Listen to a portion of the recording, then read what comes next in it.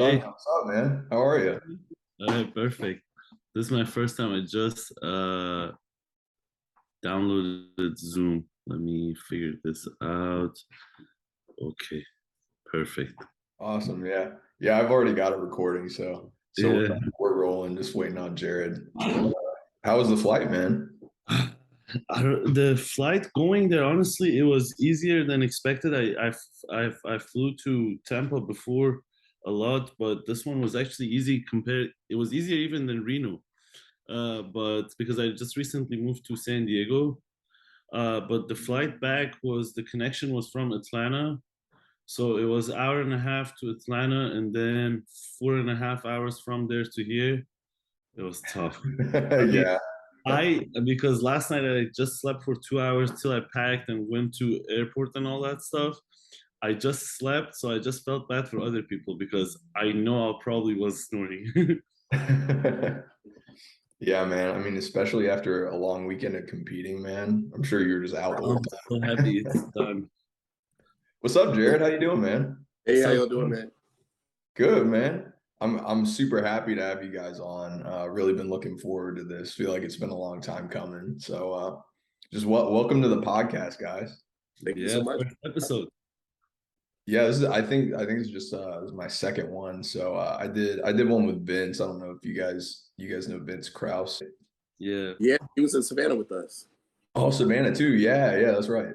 Yeah, because so I know you did Savannah, right, Jared? And then Zanyar, you weren't in Savannah, were It you? was actually part of my plan to do it, but 3 days before Southwest, they forced me to evacuate my apartment. Oh man. Oh So man, I was like, I can't go and be homeless and come back. So I had to figure that out. Yeah. It actually made it harder, but then that was another experience this year. I feel like either you have to do shows right back to back peak week, or if they're gonna have a space, it's much better to have 3 weeks instead of 2 weeks. Mm. I agree with that. I do agree I with don't that. know. That's my opinion. That's how I felt this year.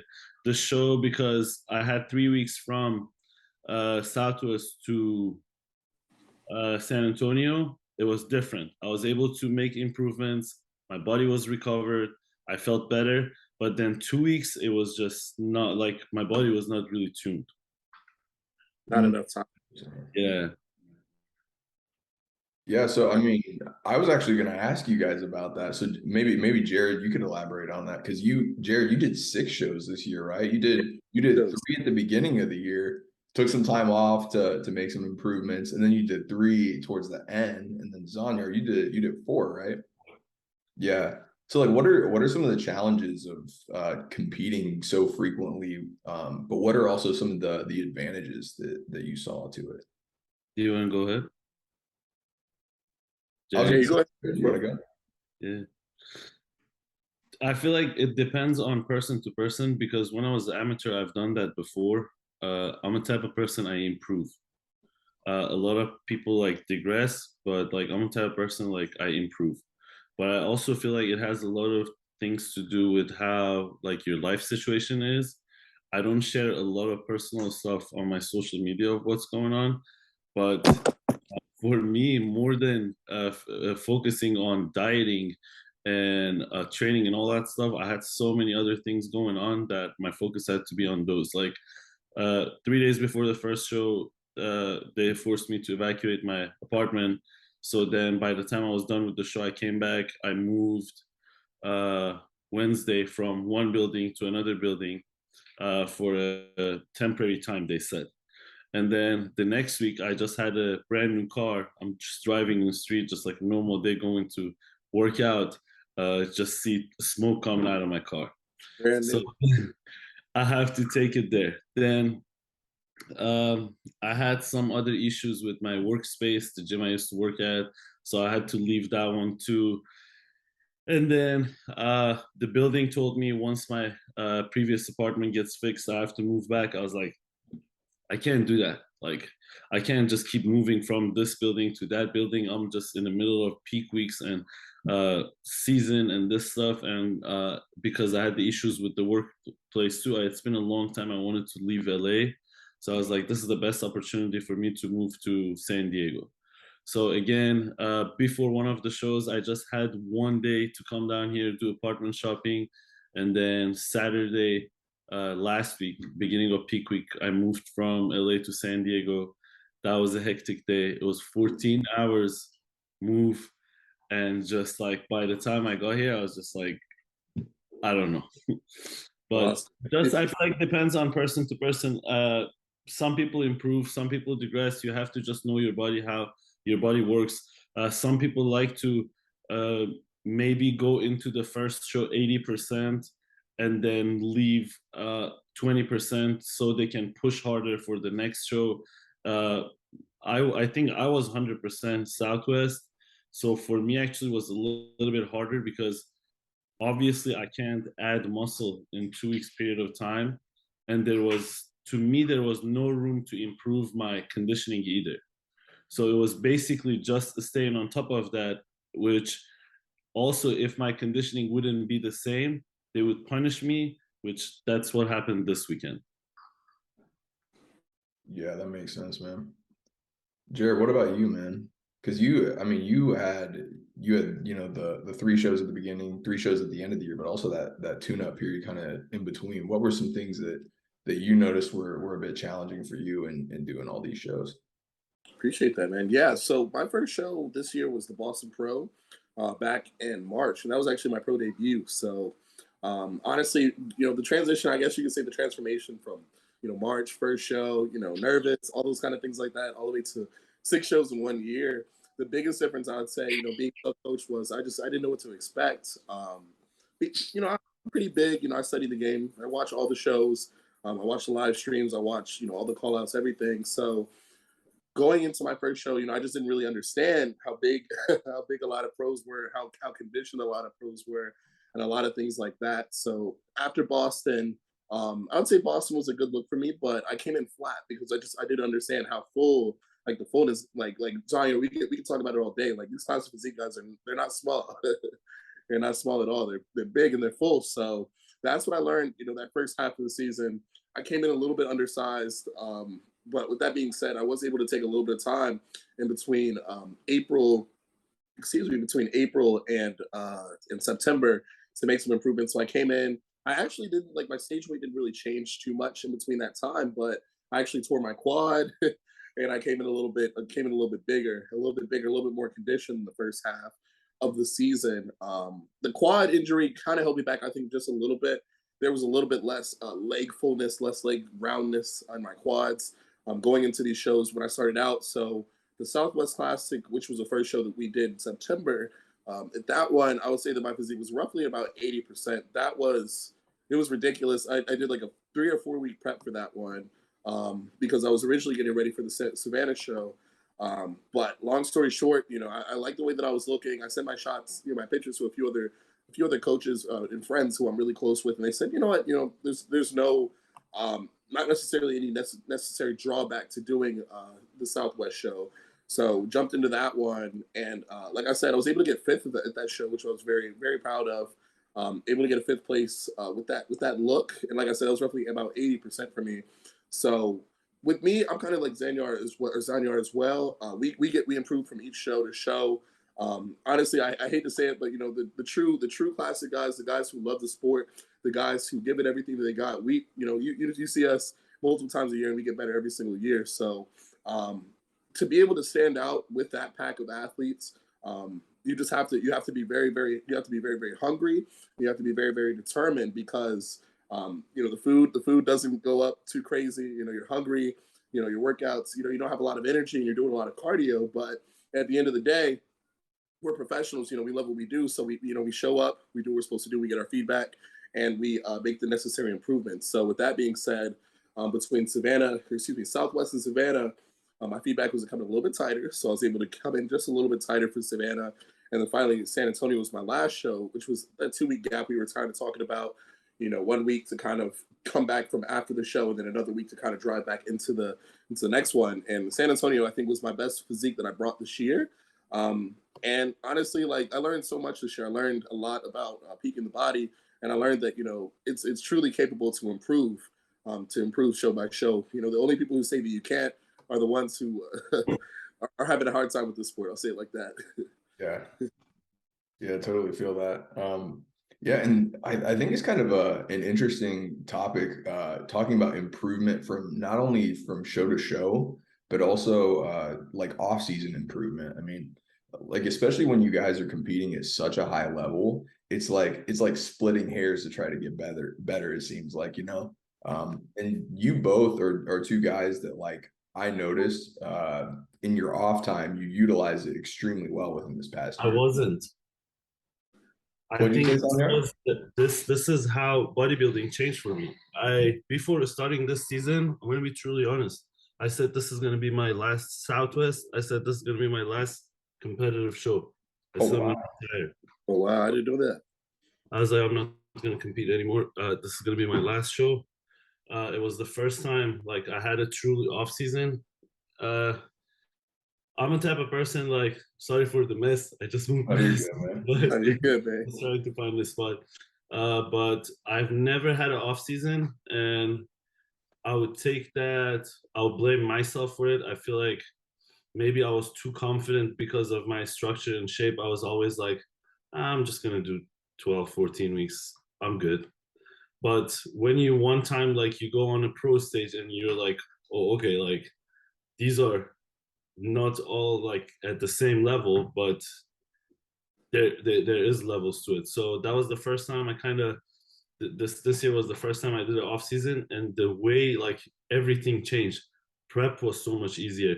I've always prepped on like such a low food, like it was miserable. But this time the food was high, the training was good all the time, and then for the first time in 3-4 years, I kind of realized like I'm lifting way more weights. Like I have PRs on everything, so it started kind of make me fall in love with bodybuilding again.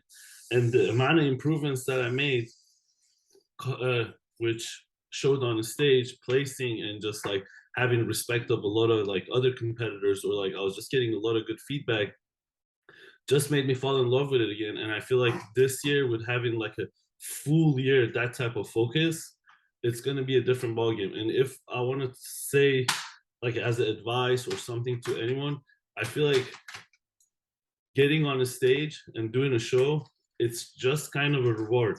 The main work is the off season, and that's actually the fun part too, because you're eating good and a lot of amount of food, you're enjoying your training. Because now the main thing I have missed from like doing all these shows, 4 shows, is training.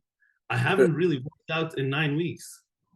That's Like right. I really haven't. Like it's just like you go to the gym, you get a pump or whatever, you come out and then you go about your life. But like I really miss training. Off season is the main thing, and that's what makes the difference. And anyone who you see is successful, or even like the top Olympians, this is why they are like they have this gap between them and other competitors. It's because they are constantly on. They just do one show a year. So they are constantly improving, and they just have to peak that physique once and get on the stage. But if you're constantly trying to do shows, back-to-back shows, you're not really making any improvements. That's right. It gets to the point where it's like if you need to make structural improvements to your change, excuse me, structural improvements to your physique, you need to put on like visual size, things like that. It's like, yeah, you're not going to be able to do too much of that, week to week, show to show. It takes months. And I think off season is actually the fun part of bodybuilding. Like the show, yes, show is fun, but like off season is where it's really fun. You enjoy training, you eating a lot of food, you feel good. And if you're doing your off season right, you can have some sort of balance in your life too. You can still look good. Like the way I did it, I was like on top of my diet, having all my meals, following everything 100%. But if one day I was getting back from home and I was just driving by and I would see In and Out and I would want to have a burger, I was like, you know what, I'm going to get a burger. That's right. And not only that was not like affecting me negatively, but it was actually affecting me positively. So just doing that right and seeing the results of that took me from a place that I was saying like this is going to be my last show, to a place that I just moved my entire life to another city. I'm like, no, this is actually what I'm going to do. Mhm. And Zanyar, how much would you attribute that change to working with Boss of Outlaw? How long have you guys been working together? Well, I started with him actually at the beginning of prep. Okay. He had a different type of impact on me, which I'm really grateful for. The off season was with my previous coach, which Dom. I've been with him for 3-4 years. For prep, I just wanted to try something different. Yeah. He's been begging me for years that, hey, like, do one off season and I promise you will see your potential. But it's not just like that I was lazy or I didn't want it to do. A lot of people don't understand that it's like, for me personally, because I'm an immigrant, I had to figure out a lot of other things in my life that was not allowing me to have my 100% focus or mental aspect on this. Like, when I have to figure out, like, okay, how am I even going to pay my bills? How am I going to figure out my immigration status, or like all these type of things? Those are type of priorities. If I can figure out those things, and this is also something I always tell my clients, if your financials are not right, if your life is not at the right place, what is the necessity of you doing a show? Because it's not going to end up being good. Like, it's not going to be good. So off season was with my previous coach, but I started prep with Law. What he changed for me was that I didn't had any emotional relationship with him, or like, it was just really simple. You send check-ins, you look good. That was it. No more conversation. A lot of people don't like that. A lot of people like to get a lot of conversation, talk, or just like feedback. I'm not like that. I want to have no friendship. I want my coach to only be my coach, and that's it. And he was really hard. And because it's someone new and he is proven that he's a good coach, his resume shows, right? So it's me that I have to prove myself to actually this guy. And he really pushed me. The entire prep, I didn't have a single high carb day or refeed day or cheat meal or whatever you want to call it. Wow. Cardio was every single day. But as it went on, I feel like it brought back a side of me that I have lost for like maybe 3-4 years. I was really hardcore when I first started bodybuilding, like straight, like nothing bothers me. From the plan, yeah. Because I was trying to prove myself to him, and the way he was working with me, it brought back that side of me. It got to a point that, like, honestly, these last maybe 8, I don't even know how long I've been prepping. It's been so long because I started in December. But this last 8-10 weeks, imagine doing peak weeks, moving and all that stuff. Nothing was bothering me because I was just so focused. It was just so autopilot that it was just like, okay, like, you're gonna go get your cardio done, you're gonna do your workout, you're gonna eat your meals, and you're gonna go on. That's how it is. The other thing about him that I really liked compared to working with other coaches, super simple. Like, I'm saying, these are all things that a lot of athletes actually don't like. He's like straight to the point. It's simple. It's the food is simple. It's the same thing. You eat it every single day. Most people don't like that, but for me, that works better than other things. Or I realized this 4 weeks out from the first show. I didn't even crave anything, or I never thought about food or anything, because I was just so used to this simple method of just like straight going forward. Mm-hmm. Yeah, that was awesome. That's really solid, man. Yeah, I'm a big fan of Boss About Law, and that's how you guys are working together, man. I thought that was really cool. Yeah.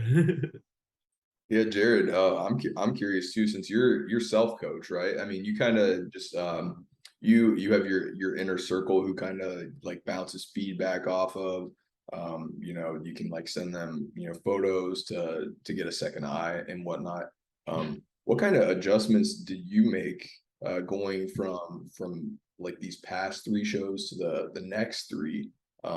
Like what did you kind of see? What did you kind of tweak between like your training, your recovery, your diet? That, I mean, like visibly from photos, like you definitely improved in those months' time. Like what did you do to make those improvements? Thank you very much. I think the biggest thing for me first was I got feedback. So that's, first thing I always have to say, you always have to get feedback from the judges, because 9 times out of 10 they're going to tell you exactly what you need to do. So my feedback from the last show that I did in April, which was the Warrior Classic, Bill Siblia told me told me to add a little bit more thickness to my back and then come in a bit tighter, a little bit more fullness in the legs, things like that, just a little bit of overall size. And my question to him was, you know, do you think that that's something that would take a year, or do you think it's something that, you know, I could potentially, you know, keep competing with? And he was like, you know what, take a little bit of time and then come back and, you know, see what happens. So like I said, first things first, I got that feedback. I took about a week or two off of hard training, hard dieting or anything like that, to kind of just let the body relax. Got off of all supplements for about 4 weeks. Made sure I got my blood work, you know, I made sure my blood work was really, really good. So when I finished my prep, the last prep, my liver enzymes were a little bit elevated because I was, you know, doing a little bit of the pre-shows type stuff, so more orals, things like that. But with that being said, once we got my blood work good, I very slowly introduced TRT. I did TRT for about, I want to say like 8 weeks, about 8 weeks after that. And what I noticed was on just TRT, I changed my training. So that kind of goes into the training aspect. On the TRT, while I was doing my training, I went with a little bit lower volume training. So I was doing about 3 to 4 days a week, really, really focused on trying to bring up my back and really, really focused on trying to bring up my arms and my shoulders. And with that being said, I noticed that my arms were growing. I noticed that my back was going really, really well. And I was like, you know what, this is great. I think I'll be, you know, good enough to do the Savannah show. That was going to be in September. This was probably about July time that I kind of made that process. So I started prep officially at 8 weeks out from Savannah, and then I tore my quad that very next day. So with that being said, tearing my quad, it definitely seemed like it was going to be a greater setback at first than it really was. I couldn't walk for the first day. I could barely walk. Like, you know, I barely put weight on it the first day. By the end of the first week, I was able to walk pretty normally. So I started doing cardio again.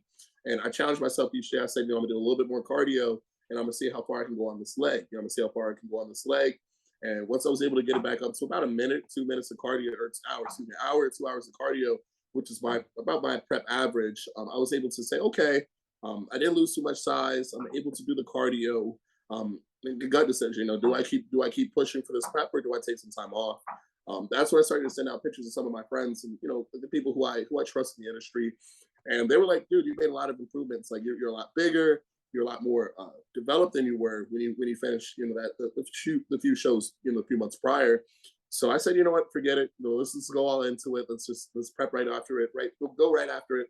So we're 6 weeks out from Savannah now, and the way that my body was changing, I was getting leaner, the fastest I've ever gotten leaner. I wasn't losing any size or anything like that. My leg, my left leg, which was the leg that I tore, the quad, that leg was actually starting to grow, and it was actually starting to make improvements as I was getting closer and closer. So I looked at the show schedule and I said, you know what, these are the shows that are left of the schedule. This is the amount of time that I feel like I kind of have to compete, because from the first season, the first half of the season, I kind of learned, okay, 3 shows. After that third show, you're going to be pretty tired. You know, you're going to be pretty exhausted. So I said, you know, I need to try to knock this out about 3 to 5 shows in the fall. So with that being said, I saw that Southwest was the week prior to Savannah. So I said, you know what? This is freaking insane. I was 20 pounds. I want to say I was 20 pounds over at like three or 4 weeks out. I was 20 pounds over. And I was just like, I like the way that I look. You know, I think I can maybe do good at this one. So I sent, like I said, I sent some pictures to some people, notable guys. You guys know Coach Barbs, Anthony Barbera, and Justin Mahaley. Those 2 guys were pretty instrumental in my final decision, where it was like, hey, dude, like, you look good. You know, you're going to have to really, really dig. You're going to have to really, really push. You're not going to be 100%, but, you know, it might be worth your time. And very, very thankfully it was. I was able to get top 5 there. Going into Savannah, the feedback, like I said, the feedback from Southwest was to come in a little bit tighter and to tweak some posing. So I was able to come in about a pound or 2 pounds lighter to Savannah. And I do believe that I improved my posing a good bit. So my final feedback from that show was to bring a little bit more back fullness and come in a little bit tighter for San Antonio.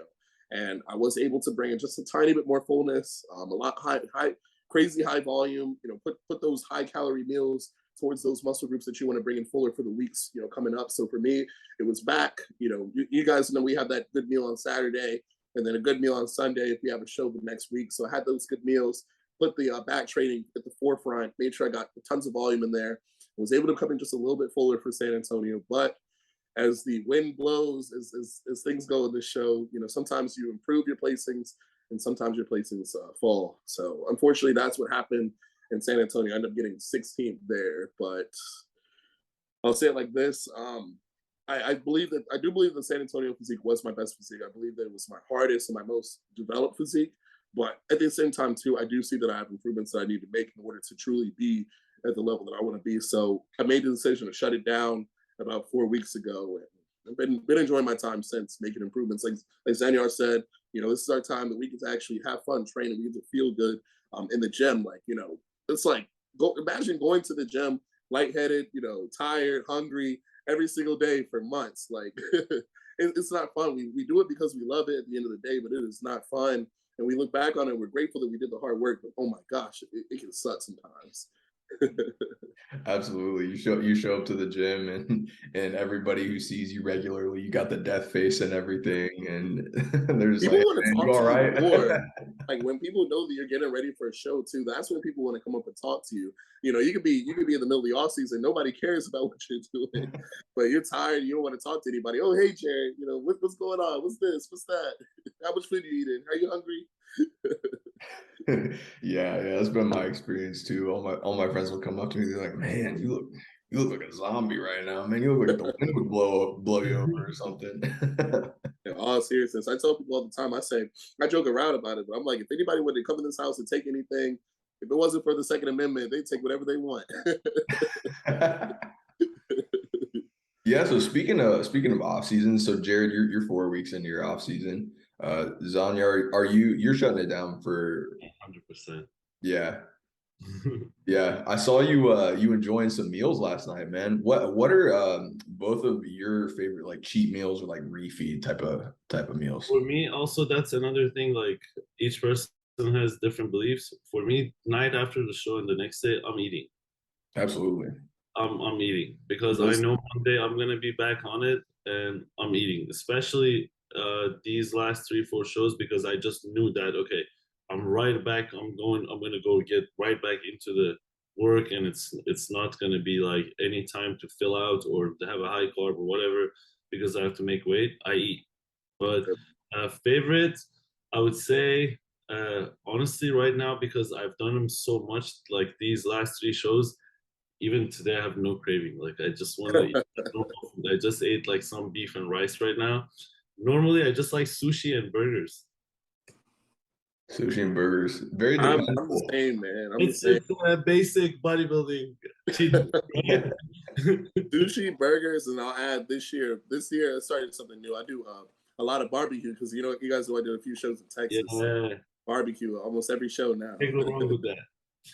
We tried something different this last 2 shows. Is that so? Like when we go to someplace, because 90% of the times when you do these shows, like you want to hang out with your friends or like other competitors, and you say everyone is like, "Where should we go?" And everyone is like, "Cheesecake Factory," because everyone can get it. But I was sick of it, so we made it a rule. Okay, now on, when we go to different cities, we're gonna go to a restaurant that we have no idea about, and we get something that we haven't tried. So that's what we did last night, and it was actually really fun. We went to an Italian restaurant. We got some pasta, some Italian pizza, and then we got some ice cream. And then me, I'm obsessed with sandwiches, public sandwiches. I'm obsessed. Like Okay. that was one of the main reasons I did this show. So just I would be in Florida, I can go to Publix and get my turkey sandwich. They're underrated. People don't know how good they are. Man, I've Man, never had a public sandwich. I'm gonna add that to the list. You've never tried it? I haven't tried a Publix one, not yet. Oh, you gotta try it, man. You go there, turkeys. They have one. It's called traditional. It's turkey, and then so once you get the sandwich, then you go to aisle. You get the chips. You crush the chips inside, and that's how it's these specials.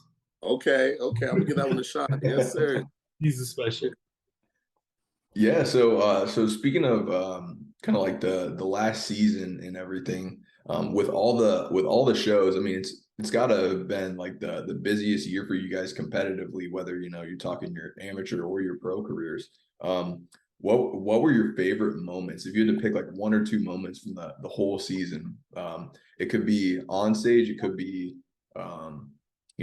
while you're in the trenches, just, dialing it in, just working. Like I have moments like that when I'm like really deep into the diet where I'm just like, I don't know, like just on a random day, just a great moment. Like what was that moment for you guys? Man, I had honestly prepping all year. I've had my fair share of good moments. Just off the top of my head, the Boston Pro Show was a wonderful experience because it was just so well promoted. It was so like everything like the production quality of that show respectfully was the greatest I've ever seen in my life. I mean, you got the Olympia, you got the Arnold, which I agree they're still extremely prestigious. I see they're still above Boston in their own right, but Boston is right on their heels. I'll say it like that. It was just a wonderful experience. Superstars, you know, you had Ronnie Coleman, Phil Heath, Dexter Jackson on the actual on the live, you know, on the live stream commentating. Like it was crazy, man. It was a wonderful, wonderful, wonderful experience, and I highly recommend anybody to check out that show if they're, you know, they want, if you've never been to a show before and you want to see a show and you happen to be near Boston, check it out, man, for real. I do recommend that. But honestly, besides that, just honestly, just like going show to show and just understanding that what it's like to be a pro, like that feeling in and of itself to me was probably everything I could put into words because I always wanted to be a pro. I wanted to be a pro since I was 17 years old. I didn't really know that much about bodybuilding back then, but I jumped right into it that year. I did my first show. I skipped prom. Like I did a bunch of things, you know, just to really, really, really invest myself into the sport. So to see that return, you know, 7 years later, I can't ask for anything else. For me, it was muscle contest Southwest for like multiple reasons. One of them was like, so when I moved to States, muscle contest was one of the first show I did here in the States, and then I just remember just I really didn't know anyone. No one knew me. I really didn't have any friends. I wasn't actually really even fluent speaking English and all that stuff. And I used to go to shows, and I used to see like classic pros and all that stuff. That was something I always like. I was like, one day I'm gonna do this, you know, like one day I'm gonna be a pro. I'm gonna do this stuff, and it was like a crazy experience because I haven't competed in California in like 3-4 years. So now coming back as a pro competing here, and then my best friend, my girlfriend, all my clients, my sister, a lot of my friends. Like usually I would go to these shows just by myself, no one knowing me, and actually like won 3 overalls in muscle contest. Just I'll put my backpack and go home. That was it. But now like just having all that circle of people, friends being there and competing in California as a pro, it was just like a really cool experience. Yeah, and that was kind of an interesting show too, because like it was I don't know if that was a new show, or actually no, I think it might have been the second or third one, but I think the second year too. yeah, yeah, but that was like I thought, I mean, just from my perspective, it seemed like a really cool show despite it being like smaller. So I mean, I think that was the might have been the second show I started like covering you guys. So Yeah, it I was a think yeah, I show. agree. I agree. Muscle contest show, the Southwest Classic Muscle Classic was awesome. I think the Goody Brothers did absolutely amazing with that one. And it was like I like one thing I'll say about the Muscle Contest show personally. I feel like it was the most easily ran show, like the most easily ran. Like you can tell they know what they're doing. You know, you can tell that they enjoy putting, you know, high level athletes on the stage. And that's what they do. It was fun. yeah. Um, So yeah, Jared, you talked about your how you got into bodybuilding. So you started out when you were 17, you skipped prom, you had this dream this whole time. So what got you into bodybuilding, Zanyar? I was always into sports. So I was like, when I was 12, 13, I had a black belt in Taekwondo. Like I was competing nationally, and then I do snowboarding. I do all the sports. And then I was really serious about soccer because back home that's like the sport, like it's the main sports. Like everyone plays soccer, and I was actually pretty good at it. I played till the like age of 18. I was like captain of one of the best teams like in the nation. But then I wanted to play professionally, but I was super skinny and short. I was like 115, 120 pounds. So they were like, if you go into professional league with this weight and like this size, they're gonna eat you alive. Like you can't like you need to go to the gym to build up some muscle. I never had any desire to be a bodybuilder. I didn't even like the look. Like even fitness models, like when I would go and see their pictures on the wall, I'd be like, why would someone want to look like that? You know? But like because of taekwondo and all that stuff in high school or school, everyone knew me for my abs. Like I had 8 packs like since I was like 12, but I was super skinny. So I just started going to the gym to kind of build up a little bit muscle, so to be stronger, be able to still like go play soccer professionally. And then as I started going, like within like 2, 3 months, everyone at the gym used to come up to me and be like, "What are you taking?" And I was like, "I have no idea. What are you guys talking about?" And then it went on for like 5, 6 months, and then I realized like because I always played sports, I pay attention to this stuff. Like even when I used to play soccer, I was really good, but I always like knew like when we would play with another team or like in our own team, there was one player that you could tell like this guy is gifted. It's different. Like even if it's not about like what they do, it there is just something inside them. It's different than the other people. So me after like 6, 7 months going to the gym, looking around, I was like, everyone pretty much looks the same, but I look really different than when I started. And everyone actually used to encourage me too. Everyone used to tell me about it too. So at a certain point, I decided, I was like, you know what? Because I had no idea. I'm saying like I didn't even I didn't even like that body. Like I never in my dream thought I would ever be a bodybuilder. But then everyone so encouraged me. And they were like, "Oh, you have to get a coach." I used to go to the gym. I would start do the first machine to the last one. I would just do one set of everything. I had no idea what I'm doing. So I hired a coach, and the coach told me the same thing. The first question he asked me when I posed, he was like, "What are you taking?" I was like, "I'm not taking anything." I don't know why everyone asked me this question. He was like, "No, you got to be honest with me." I was like, I'm not seriously taking anything." He was like, "Okay, if you're really not taking anything, and if you really are just have been training for 5, 6 months, I'll tell you this: if you take this really serious, you're gonna be a world champion one day." I was like, "Okay, cool." So he gave me a training program and just the diet. I started and I just like improved till I finally met a guy at the gym that his picture was like kind of on the wall. The gym I used to train at, it was just like a old school kind of like Dorian Yates style. It was like a what do you call it? You would just go downstairs. There was no really changing room or Dungeon. anything. You would put your stuff there. It was Arnold pictures, Phil Heath pictures, like Franco Colombos, and it was just like a really old school style. And people just like they were just really into bodybuilding. But me, I was just going there because it was cheap. So I started training, and then I met this guy. He was really everyone respected him. He was really cool. Uh, he had a similar physique back then to my physique now. Actually, I feel like I've manifested that into myself, but well, I take it way further than him. So he was a national champion at junior level bodybuilding. So I started training with him, and then he said, "You should compete." And I was like, I don't know. Okay, like I'll try it out. So after a while, after 2, 3 years, he kind of got into my head to start preparation for a show, and then I got ready and got to do a show. And I remember, this is funny. I'll say it. We went to the show. I looked really good, but I had no idea like what is going on at these shows.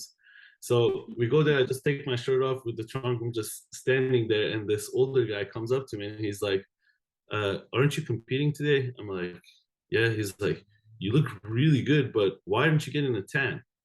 And I'm like, "What is tan?" He's like, "Don't you see like all these other people like have the collar on?" I was like, "Oh, should I do it too?" He's like, "Yeah." It was like, "So where should I get it?" He's like, "Downstairs." So, and the tan is different over there. It's called Dream Tan. They kind of put it on you like spot it and then just like tap it all over your body. I didn't. I had no idea. Me and my friend, we just did it like a cream on my body. And then I went and I won that show, and that kind of started it. After like 3, 4 years, I was like, I'm spending most of my time in the gym training people, and just this is all I'm doing. So I better make something out of it. But at that time, there was no like pro card, pro level, or sponsors, or like this type of stuff. So I really had no idea how I can make a living out of it till I think it was 2013, 2014, social media started coming up, and then men's physique started, and I was following like Jeremy Buendia, Sadiq Zovic, like these guys, and that was the look I was more gravitated towards, even though I started competing in bodybuilding, but I was never seeing myself being an open bodybuilder. I just didn't want to, even today, saying I never want to be open bodybuilder. even if I can do good, I don't want to. I have no desire to have that look. So when I saw that, I was like, okay, I think I can do this one. So that time I took it a little bit more serious. I won national show. I qualified for national team to go compete in Arnold Classic in other countries. And then eventually 2016, I came here to compete in Arnold Classic, Ohio, as a part of national team. And then after that, I decided to stay and just really dedicate my life to it. It's amazing, man. You just had, it's cool that you just had that moment where it was like everything like clicked, like you knew that you were going to be like a great bodybuilder. It was kind of like, I feel like a lot of people are afraid to make decisions like that. I'm really impulsive with all decisions that I make in my life, which is sometimes it turns out to be good, sometimes it turns out to be bad, sometimes it turns out to be just really challenging, which just helps me to better myself. It was like 4 or 5 years in of training, I just like had a moment I had to stop because I was like, okay, I'm doing nothing else beside this. And everyone else is telling me like that I'm really made for this because like I get it, a lot of people like say people have told them, well, you can't do this, you can't do that. Obviously I've had those people too, but if I want to be truly honest, for me since day one everyone told me like, hey, like you got this, like you're made for this. Like I had more people telling me that. So I was like, I have to make a decision. If this is the way that I want to make my life in it, I better become the best in it so I can make a living. Because even since day one, I knew if you're not one of the best, you're not going to make a living out of bodybuilding. And the story also wasn't this easy because when I came here, I thought I can get my pro card easily. But then when I came here, I realized I'm not a citizen, so they're not going to allow me to do national shows. And because I'm here in the process of figuring out my immigration, I can't also go to other countries to compete. So that took 3 years of competing away from me. Man, that's crazy. I didn't even know. That's crazy.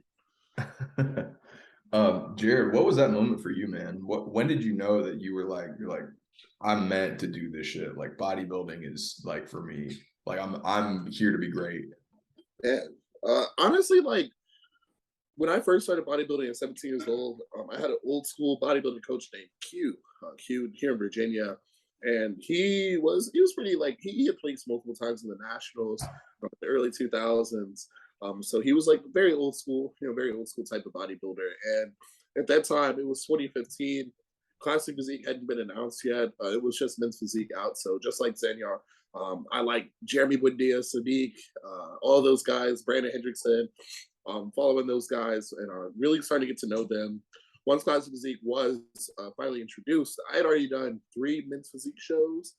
And my roommate, my college roommate, was just like, hey, man, he was really into class, bodybuilding, things like that in general, fitness in general. So he's a powerlifter, but he liked bodybuilding too. And he was like, dude, like you got to try class physique. You got crazy legs. You're good at men's physique, but you're gonna be a lot better in class physique. And I was just like, okay, whatever. I didn't really believe him. I was just like, okay, he's just gassing me up, whatever. But I did my first classic physique show. It was the Border Clash from South Carolina, which is one of the more prestigious regional shows back in the day. And I got 5th there in classic physique, but I didn't place top 5 in men's physique. Man, to me, that right there was like, okay, dude, like you need to take this classic physique thing seriously. You take it really, really seriously. So that year, I went on to do 2 more local shows. I won both of those shows, and then I went on to the universe, and I got dead last. Got dead last in the universe, 17. So like this. that right there, it was pretty questionable. I'm not gonna lie. Like to me, I almost took that as a sign of okay, you're not meant for this. You're not supposed to be doing this. But at the same time, too, I was only 19 years old, so I was being a little hard on myself.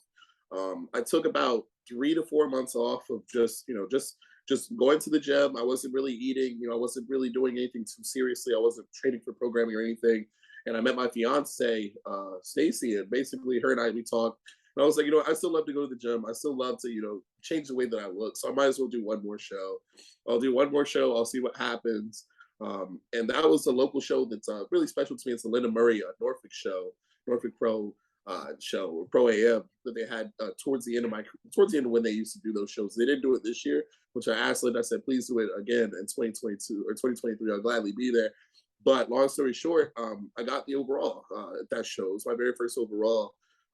And, you know, to go from, you know, okay, I don't know if this is really for me, to winning the overall, you know, a few months later, I think that's where the switch really started to happen. I said, you know what, if I can go from, you know, winning shows, you know, not winning nationals, not placing nationals yet, but winning shows, to taking time off completely, to coming back to winning overalls at local shows again.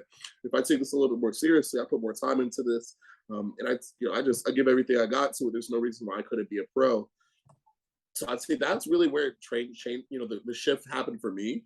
I like to talk about it all the time. I did 20 shows before I turned pro. So 20 shows, mostly local shows, regional shows, but I think I did 5 national shows. On the 5th national show was the one that I was actually able to turn pro. But for me, my national show placings were dead last, 14th, 9th, 7th, 4th, and then, you know, I won. So, you know, I say all that to say that, you know, for me, it was a constant process of just going after it, you know, getting my ass kicked and coming back and doing it over and over again. And what I realized is that if I can keep doing that, you know, I'm in for this. You know, I'm meant to be doing this. And honestly, I think that's an example of, you know, kind of how the season went for me. My amateur, you know, career coming up to being a pro, I think set up, you know, my pro season. You know, very first show, I think I got like 8th or 7th at Boston, 7th out of like 9 or 10 guys. So, you know, the bottom of the pack in Houston. Then I finally get top 3. Then I finally get top 5. Then after that, you know, it's like, okay, we're solid first call out type of physique. So that I think that's really like my story. You know, my story is, you know, I'm never the person that just wins automatically. I'm never the person, or not automatically.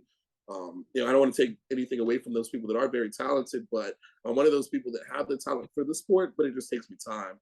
I'm 25 years old now, and I feel like, you know, if I leverage my time and my, you know, my efforts, you know, I will be able to be really great at this. But at the same time too, it's just, you know, the same thing for me. Get my ass kicked, learn, and then come back and get better. You know.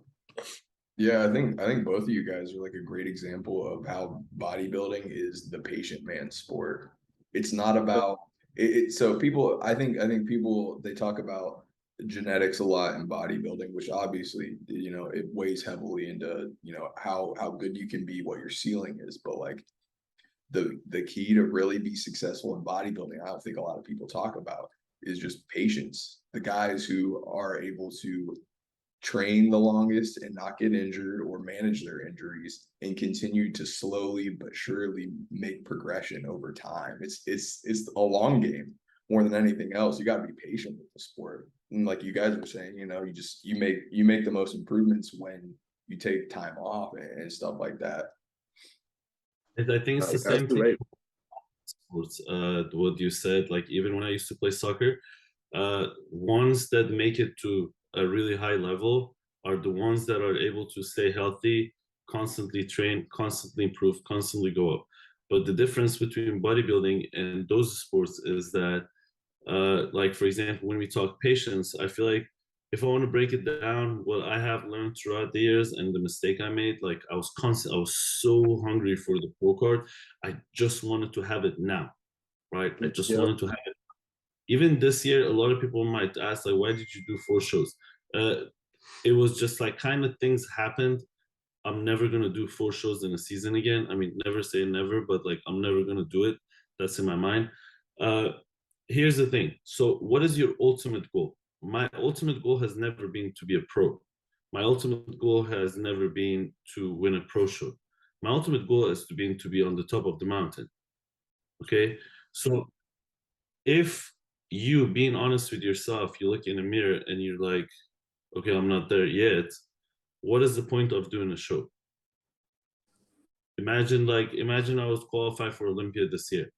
I'm kind of actually happy that I didn't, because imagine I would qualify for Olympia this year. What would happen? I had to prep for another 8 weeks. I would go there, most probably wouldn't do anything special. What would it do? It would just put my body through hell. It would take away 10 weeks of me being able to use that time to improve, basically wasting my time, right? So the reason, like I also said even last time on my stories, I was like, I'm not going to be competing for a while. Like, you guys are not going to see me on stage. Now I'm not going to compete till I see myself in a mirror and be like, okay, now you belong up there. I'm not going to go do trial and error anymore. I've had trial and error enough. Even if it means I would lose another year, that's fine. I'm going to do that. That's, I think, what the real patience means. Like, you have to see what is your ultimate goal. Yeah, you improved from last year, but do you think, like for example, Rough Diesel was sitting in audience yesterday next to me, right? You go to Rough Diesel's page, I look at his pictures. That's where I want to ultimately be, right? So when I see his back or when I see his legs, that's not something I can achieve with like 3 4 months. Like, I'm not going to be able to get on that level with 3 4 months. It might take a year, it might take a year and a half, right? So if I'm patient enough to do the work, if it takes a year, if it takes a year and a half, till I don't get to that level, what is the point of competing for me?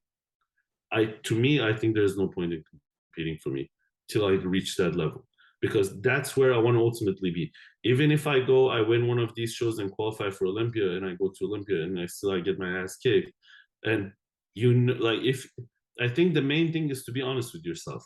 Or like, a lot of people go to shows and just like they don't place, they start saying like, oh, I didn't peak right, I wasn't full, I was flat, the judge this, the lighting was this, I couldn't sleep last night or whatever. This, no, if you're truly being honest with yourself, bro, you were just not there. Mm-hmm. I personally, yesterday was really this. I barely get disappointed or get sad or like ashamed or embarrassed or stuff. But yesterday I really was, because they put me last call out. Yeah. And I was like, it doesn't matter how I looked. There is no way I am last call out. Like, how is that possible?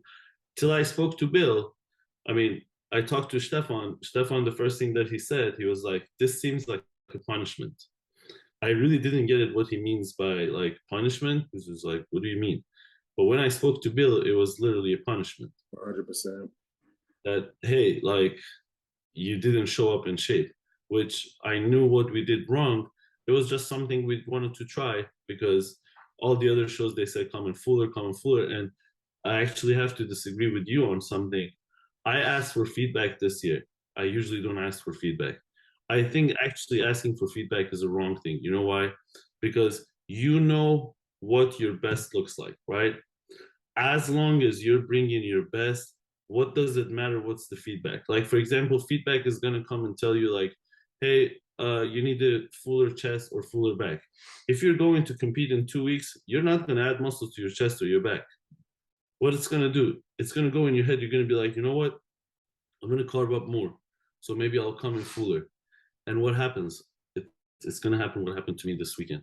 We went for a fuller look, because I get third place, all the feedback is just coming back fuller, and then they hike me higher. So I'm like, okay, why should I put myself in this advantage to come down to 185 when they're telling me I can weight 192, and they're also telling me to come in fuller? Let's go fuller. So I get come in 5 6 pounds heavier, and I look at my pictures and I'm like, oh my god, like, this is not a good look. So if I wasn't asking for feedback and I was just bringing the best that I knew, okay, that's my best physique, I might have qualified for Olympia yesterday. I see what you're saying. Yeah, I do see what you're saying. And then that's what Bill said. He said this was probably your show. But that's exactly what you're saying. He said this was not, you didn't, he said this was not your day. You were totally off. He said, and I was actually really surprised, because what he told me, it meant that he has been following me, because he gave me my pro card. He was like, I've been seeing you. He said, you were not like this in the other shows. I was like, yeah, I know. Like, we tried to do something different. Bill is one of the most honest and the most transparent judges of the whole Yeah, I love Bill. I think, like, honestly, next year if I'm doing a show, I'm just gonna do it. The only person that I asked feedback and said something that actually made sense to me or like helped me with my thought process was Bill. Yeah, I like Bill a lot, and I like Sandy for that too. Sandy, I love you said, is on the same page when it comes to that. I've never had her as a head judge. Dude, she's amazing too, man. She's amazing. I love her as a head judge. Like, one thing I'll say about Sandy is like her attention to detail is insane, dude. Like, Like she can see conditioning from a mile away. Yeah, I think the feedback thing is kind of interesting too. Just because like I do think in certain situations it can be valuable, especially if like those judges are going to be showing up to different shows and you want to know like what they're looking for, especially since you guys compete at the highest level, and what the judges think absolutely matters. And I also think there's a kind of a side of things too, where it's like if like going back to what Zanyar was saying, like being honest with yourself, like truly you probably know, You like at know the end better of the than day, any judge and anyone what you need to work on. yeah, No one can no one can tell me otherwise. Everything they said, I already know in my head, but it hasn't been fixed yet. Or like every single judge told me a little bit more upper chest. Well, I've known that. I've been working on it, but it's still not there, you know? It's So like it doesn't make a difference. But if every time I go ask for feedback and every time they'll tell me come back fuller, I'm gonna try something different or like do something different. But if I just stick to what I'm doing, I just know, okay, this is the best at this time that I can bring. My chest is not gonna be chest right now at the moment. But at least I know my weapon is conditioning. That's how I was at the other shows. Let's just bring that again. Let's see how it plays out in this lineup. But what I did, I went for the fuller chest and fuller back. I even lost my strong point. one thing I would say, like that I've noticed in the season is like going from Boston all the way until now, like the emphasis on conditioning has definitely shifted. In Boston, like I was like respectfully, I was definitely one of the top three, top five most lean guys. And, I was in that bottom call out, fighting for the last few. But as you can see throughout the season, guys were coming in leaner, guys were coming in tighter. Like I'm trying to think. Southwest guys, I mean, we brought it. Conditioning was absolutely insane at that show. And honestly, like to be honest with you, Savannah was, there was guys who were even leaner there, and in San Antonio, guys even leaner there. I generally do believe that the emphasis shifted more towards conditioning than for what I don't even know whatever they were looking for, before. Whereas you had guys who were big and full, but they weren't, so crazy sharp. I think differently. You think differently, okay? All right, let's hear it. That's cool. I like it. Because I feel like in all the shows I did, I pretty much my conditioning was better than most. I might have been top two, top three. I feel like the way they judge is this: first thing first, shape. Yeah, I agree with that. Look for a certain shape. You have to have that shape. Even if your conditioning is not 100%, you have to have that shape. So whoever has the best shape is going to be one of those top three spots, right? Then they go for the structure and the roundness, and then conditioning comes in a play. One of the feedbacks I got this year was this, because the judge knew I was the most conditioned guy on the stage. The first thing he told me when I said hi, I didn't even say anything. He was like, conditioning is not everything. Oh, wow. Crazy. Oh, wow. And like, that's what I mean. And I get it. It should be a balance of all of them: shape, conditioning, and that stuff. But how important is conditioning? I also think that's a personal preference. Who's the judge and what they are looking for that day. That's a good point, Zanyar. I mean, I do agree with that. Like in my mind, the reason why I have always leaned towards conditioning, the reason why I always like conditioning was because in my mind, we're standing next to each other, but I'm, let's say I'm 12% body fat, you're 8% body fat. I'm obviously going to be bigger than you. We can be the same amount of muscle mass, but I'm going to look bigger and rounder than you just simply because I'm fatter. I'm heavier. That's one of the things where I've always, complained or not complained about, but thought about in the back of my head, where it's like, yeah, that guy's bigger, but bro, like his glutes aren't even, he's not even hard, Actually, what I was trying to say to one of the judges at one of these shows, but I just out my tongue because they said more quads. I was like, well, if I would be at the same body fat that the other guy is, my quads are definitely bigger too. Bigger. When I'm peeling down to this conditioning and shape, obviously I'm going to lose a little bit of size. Yeah, but, that's respectfully, I do believe that once you get like to higher levels like the Olympia, Arnold, they can kind of see between that kind of stuff. That's the stuff they don't miss. But at these smaller shows, I feel like they miss that sometimes. It has also a lot, like some people might say it's not fair, but you have to just give him right. Like, for example, it has a lot with your name or your history too. So if you're a type of person, like for example, the judges have seen you all the time showing up and being a top 5 person, well, guess what? The next time you do a show too, you're gonna be a top 5 person because they have seen you. And some people have problem with that, or they get like annoyed with that. They're like, oh, they just name. Well, there's a reason the guy has the name. You built it. Yeah, you have to build it. You know what I mean? Or like a lot of times they say, oh, that guy because he's Olympian. Well, he's Olympian. It means He's he made it has to the quality. Olympia. So the judge wants to see him there, you know? So like till you haven't earned those stripes, you can't say like, oh, this is not fair or whatever. I agree with that. I do I'm agree not there yet myself, but I understand the perspective that like why they call the names that they know, because well they know They know. Yeah, but if you want to be one of those, you better really bring something different. And that's why also I say there is no point in competing if you are honest with yourself and you look in the mirror and you're like, okay, like, does my legs look comparable to Rough Diesel right now? Yeah, they do. Okay, then let's compete. But if they don't, like, okay, what is the point of you sucking down and taking all this stuff to get on the stage?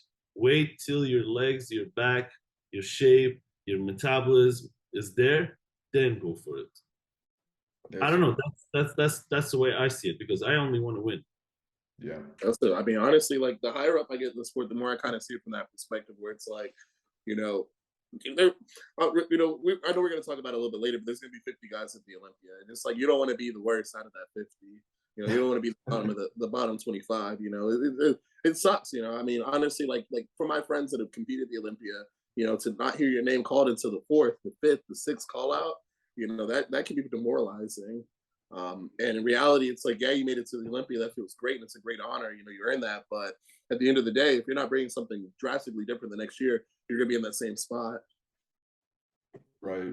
What do you guys think about kind of you guys are touching on it's a subjective sport. How do you quantify these different things that the judges are looking for? You know, the things that they're looking for, like conditioning, shape, size, you know, roundness and fullness. What do you think is like maybe it's hard to make a subjective sport inherently objective, right? But what if, you know, there was 3 different rounds? What if we had like a conditioning round, like a shape round, a size round, or like 3 different scores perhaps for It kind of is though.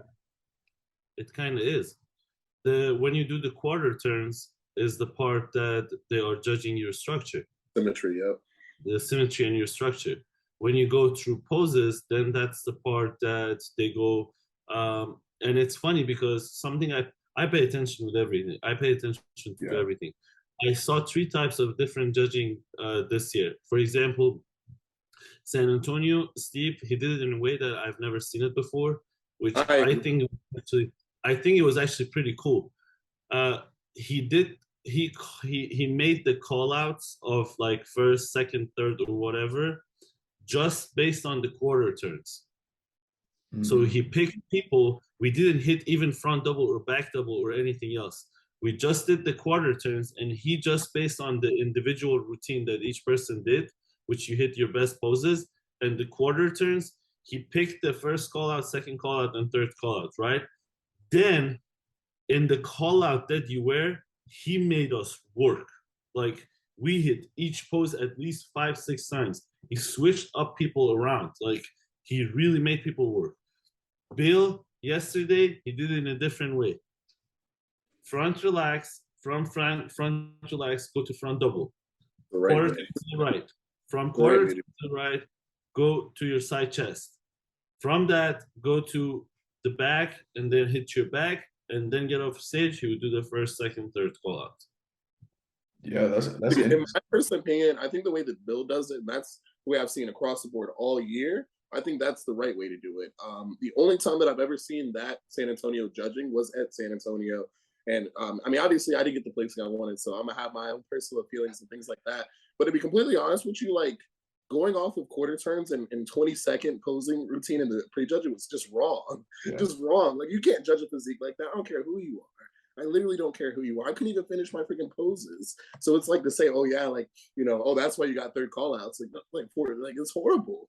Like, I have proven multiple times that month, that same exact month, that I was the first call out type of guy. And you mean to tell me that you looked at my quarter turns and my 20-second broken routine, and you determined that I was a third call out guy from that? But also, you shouldn't care about how. Like, I mean, it's hard. I'm still working on it myself too. But for me, the main thing is that when I do whatever happens when I get off stage is first thing first. I always ask my girlfriend or best friend. Like, they always take pictures. The first thing I ask, I'm like, show me my pictures. Yep. Once I see my pictures, I was so mad when I saw my pictures. I was so mad. If I see my pictures and if I look the way I like, I'm happy. I don't care what happens. See, I like that perspective too. But I mean, the thing is, I was building something. I was working. I was building just like the same way. We're building momentum, and it's like, why was I punished for bringing a better physique? That's where I come in. That's the biggest thing. But I don't know. Like I said, I feel personally about San Antonio show. That was a shit show. Yeah, and that's to me, the weirdest one was Legions. What's that? To me, the weirdest one was Legions. Legions. I honestly, I don't know too much about. Even out of top 10, there were guys that I competed with them twice, and I felt like I came in better than the last two shows, and I got 11th, not even top 10, right? And when I asked for feedback too, there was not really anything specific, and I even asked, I was like, do you think I should keep going or should I just call it a day? And he was like, no, you're in really good shape, keep going. It's like, that was a bit frustrating to me. I was like, well, if I'm in a good shape, then like, how did I get 11? But just like I said, you can't let these things happen. Main thing is that you got to be honest with yourself. I think it all comes down to that. You got to be honest with yourself. Are you where like you should be, or you still have work to do? If you have work to do, then go just do the work. I agree with that, though. At the end of the day, too, it's like, you're not going to improve when you're competing. Like, I mean, I know we said you improve. The only thing that you can improve on when you're competing to back shows is maybe you get your peak a little bit better, or you're going to get better in conditioning. You are not going to add muscle when you're doing shows back to back. You, just like I said, you might peak better. Your conditioning might get better.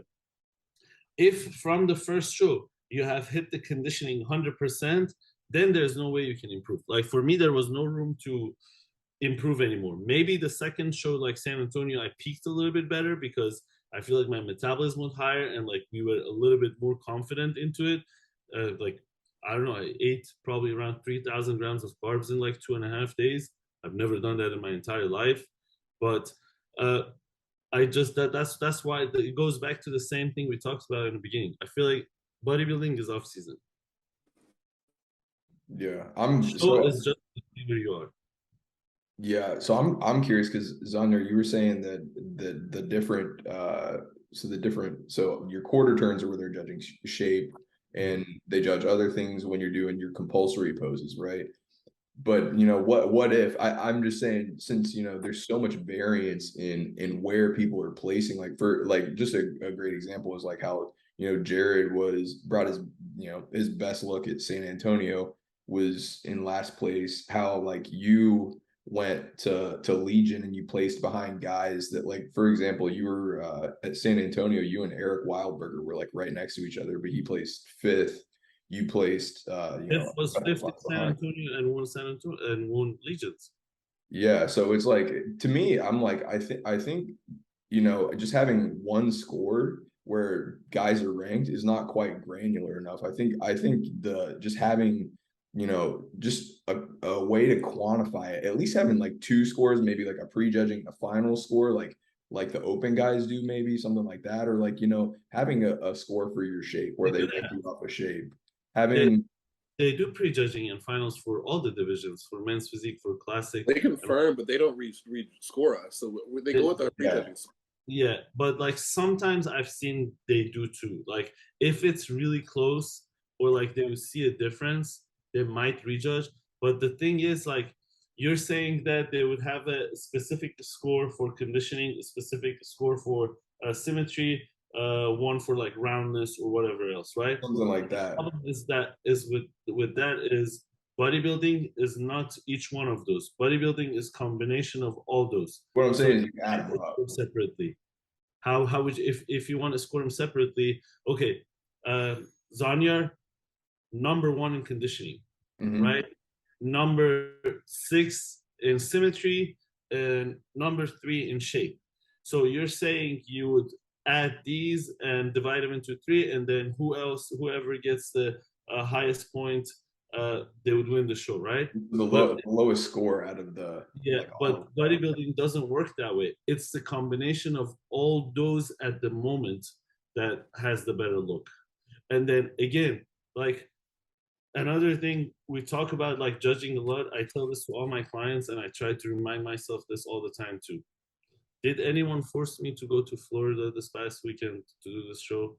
Did anyone ask me to, like, hey Z, please, like, get on a flight and come here to do this show? No, I did it myself, right?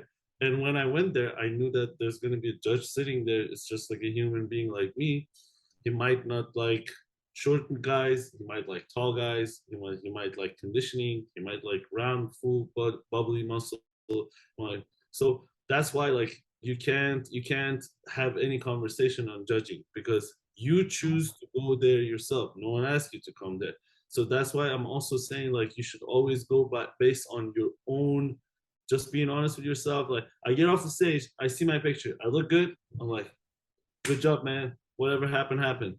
Like San Antonio, I got third. I was happy. We were having fun. Whatever. Southwest, the same thing. Legions, I was confused.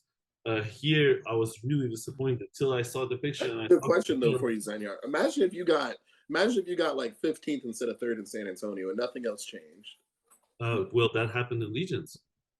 Yeah, but what I'm saying though is like, well, yeah, yeah. I guess we're in agreement. You know, I guess we're. I'm not saying you're a human being. I'm a human being too. Obviously, you're gonna get bothered. Like you're gonna be confused. You're gonna like. I mean, I tell myself, I'm like, I beat all these guys 2 shows in a row, and like I thought I'm gonna come here and win, and I'm looking better, but like I'm not even top 10, so I'm not even doing my posing routine. So obviously, I'm gonna get bothered. But like, is it gonna change like the way I feel about this or that or that? No, it was just one day it happened. Maybe next day it will be my day. We were talking with Jeff at Legions. I hope he watches this so he will know. Before we go up, he was like, I think this is my last classic show. yeah, I remember the lineup going up. I was talking to him. I was like, nah, don't let him get to your head. Like, look at all this lineup. Do you see anyone have as much muscle as you have or like as hard as conditioning as you are? He was like, oh, well, like, I don't know, like you look pretty good. I was like, okay, like I look pretty good, but like, do you see anyone like here like looking like you? He was like, no. I was like, that's why they can't put you out of top 5. Like, anyways, you're gonna be there. To me, honestly, you just need to work on your posing a little bit, and you should be good, right? Guess what? We went up. He won the show, and I didn't even make the top 10. And when he got up stage, I was eating cookies and I had shirt on, and he was like, "See what happened? Why you didn't come up with us?" I was like, "No, bro, I wasn't even top 10." He was like, "What?" I was like, "Yeah." And then he started talking to me now. He was like, don't let it even bother you. Like Savannah, I got 11th. They told me I should move to 212. Then the next show I got 5th, and this show I won. So that's what I'm saying. As long as you bring what you think is your best, your time is gonna come. And guess what? Once your time comes, once you get one pro win and you go to Olympia and you place well, then you're gonna be one of those guys that when you go to a show, they're gonna be like, "Oh, Jared Olympian is coming," so the judges know who you are. That's right. Yeah, absolutely, man. It's just paying your dues. Yeah. I think it's very eloquently put.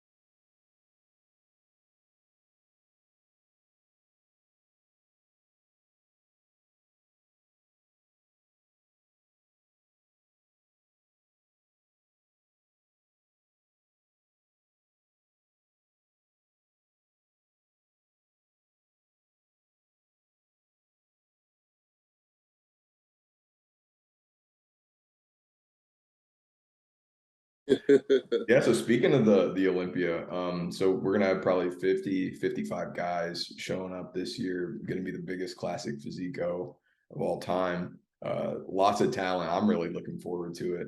Um, what do you guys think about, having that big of an Olympia? Because it doesn't seem like, the shows are gonna go anywhere at this point. Like they're gonna still be having the same shows.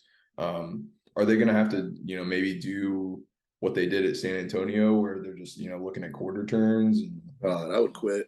I would quit that. I That think would you have to definitely go go to again. the root of, if you have to find the root of the thing. Everyone is talking about qualifications, but no one is talking about how many pro cards they're giving away. If you want to find the root of the problem, is how many pro cards are given away. Because if you're giving away, if out of every 100 people in the world, two of them have pro card, well, then these people want to compete. There has to be shows. And like, well, if there's a show, people win it, they want to qualify for Olympia, right? So like, I think more than thinking about why this many people are out there, first you have to figure out why getting pro card is so easy these days. I well, mean, I think getting a pro card is still challenging. I don't think that's necessarily the If problem. you're in the States, it's super easy. Like if you're in other countries, when I was not in the States and I wanted to get my pro card, the only chances you have to get a pro card is either if you do an Olympia Amateur or you do a Arnold Classic show. When you do one of these shows, people are going to come from all around the world, and people that are coming to those shows because of the money that they're spending to come those, they are best of their nation and best of their country.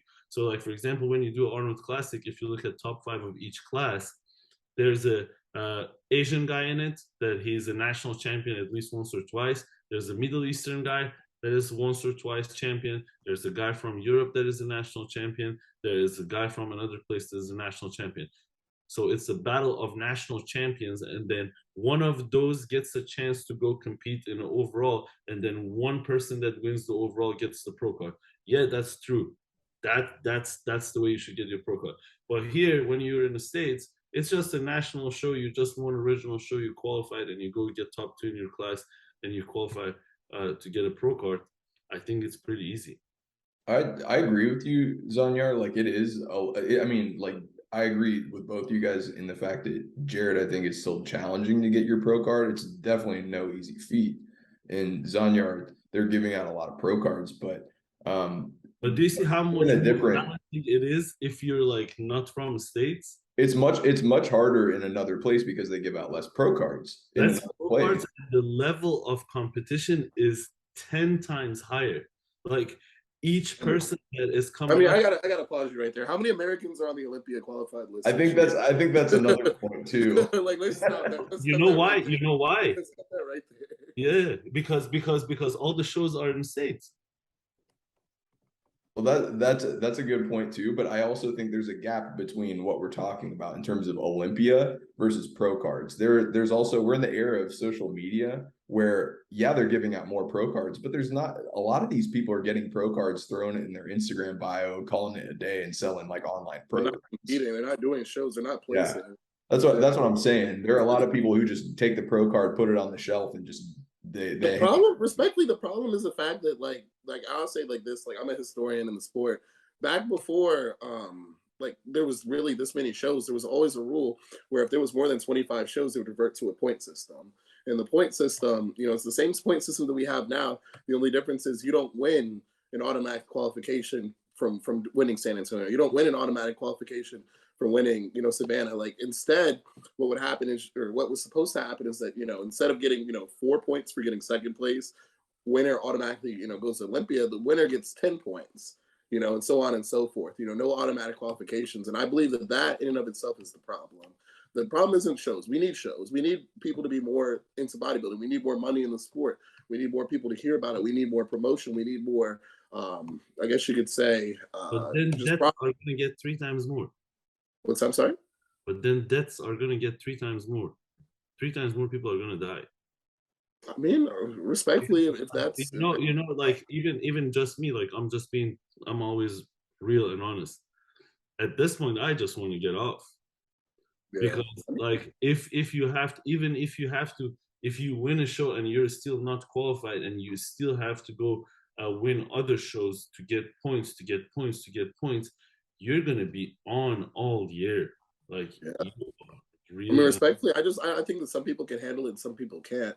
A good example would be the pros who won multiple shows this year. You know, they proved that they could do it, and I think that that's. I mean, everybody wants it to be less Olympians and higher quality competition. How do you do that? You make the best compete against each other multiple times throughout the year. You have to. Either way, you know, all you can do is just say, hey, well, we're just gonna have 10 shows this year, and it's like, how does that grow the sport? Or another thing like they can do is the thing they were talking about it 3 years ago, the show that The Rock was Bring It On. What was it called? The Icon. Oh, the athletic con, yeah. Oh, So if they would have something like that, that okay, these 40 people qualified for Olympia, let these 40 people go compete in Olympia, do there, but then the top 20 at the Olympia, they're going to be qualified for that one, or Like a like playoff. something opposite. I like a playoff system. I do agree with that. But in the end, if you think about it, you still have to get multiple wins in order to make that happen. You know, you win Savannah, now you got to do New York. You know, you win San Antonio, now you got to do Pittsburgh. You know, like, and if you think about it, like that, like in my mind, I think that the only way to increase the quality of the athletes at the Olympians to make people get more than one win. I mean, I think that's the only way, unless like you said, unless you were to just reduce the number of shows. But I don't think that that grows the sport in the way that we want to see it grow. yeah, and I think another thing that if you were to shrink the amount of shows is you would probably see more prize money be in those shows. It would be the guys who are, you know, placing top five. Like the prize money isn't being spread out as much either, which might create a bit of a problem too. See, You know, that's a good point. But the only way that that would work is for shows that are promoted by the same companies. So you got your Tim right? Gardner shows, you got your Bev's Gym shows. Like essentially, what would happen is that they would have to say, you know what, I'm not going to have the Hurricane Pro, the Atlantic, and the San Antonio. I'm just going to have the San Antonio. I'm just going to have the Hurricane. I'm just going to do New York instead of New York, Pittsburgh in this show. And the Yeah, thing is, like, I do agree, like there would be more money, a bigger pot for the athlete.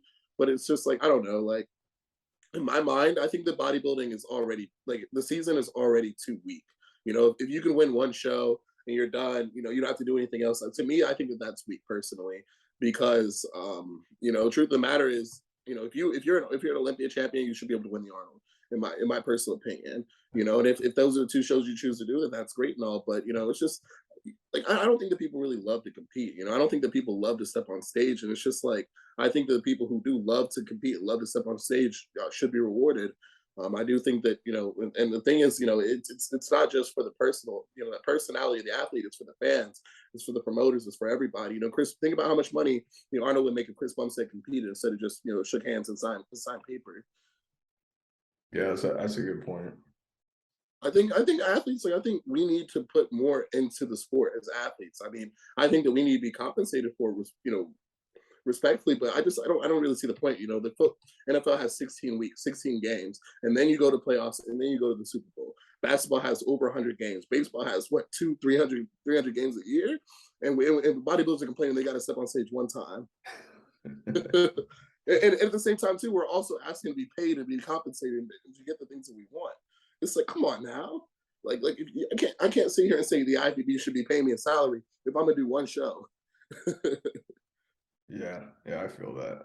I really do like the semifinal idea though, to have like a bit of a playoff system because man, I think that would build a lot more hype around the Olympia. I mean, It would be there's there'd be hype more around the Olympia, rivalries.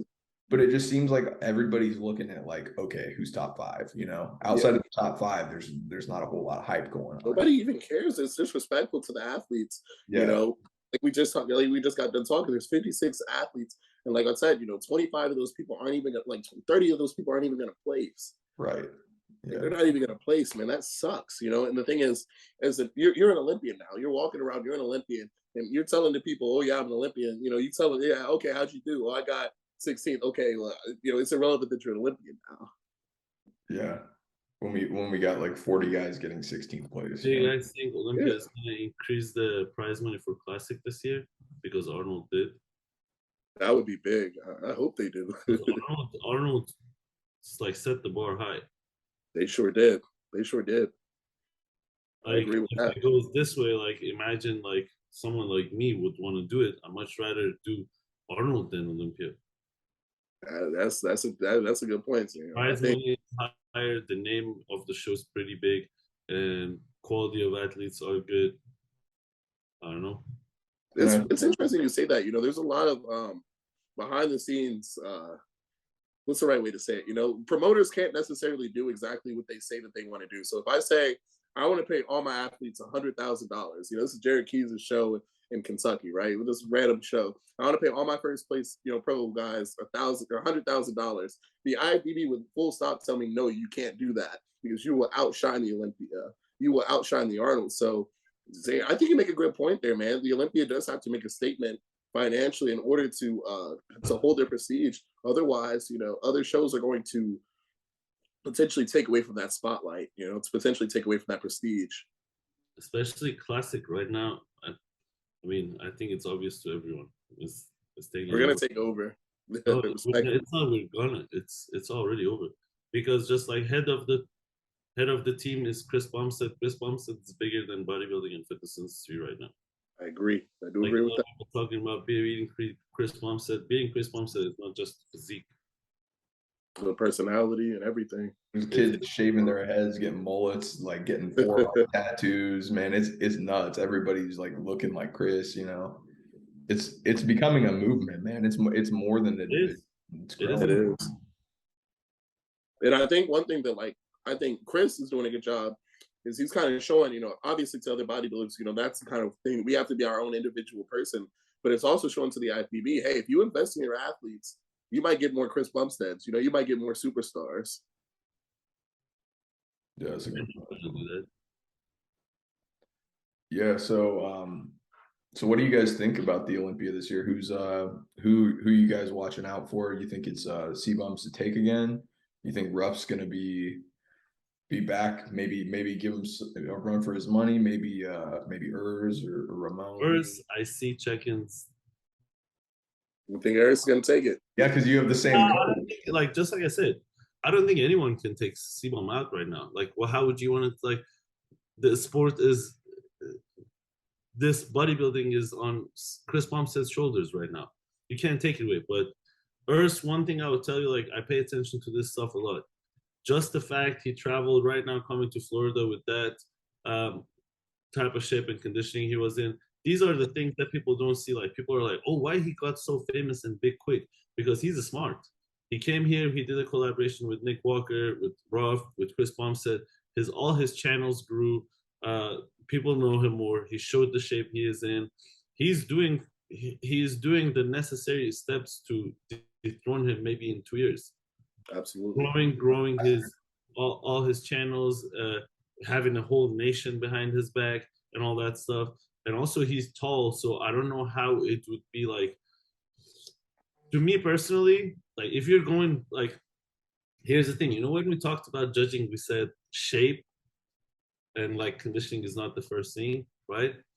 If you want to go muscle by muscle, Ruff Diesel has beat Bumstead 2 years ago. All day. I mean, you can't put any more muscle. I've been preaching that since goddamn 2 years now. Like back beats him, arms beats him, night and day. If you want muscle by muscle, like beats him like that.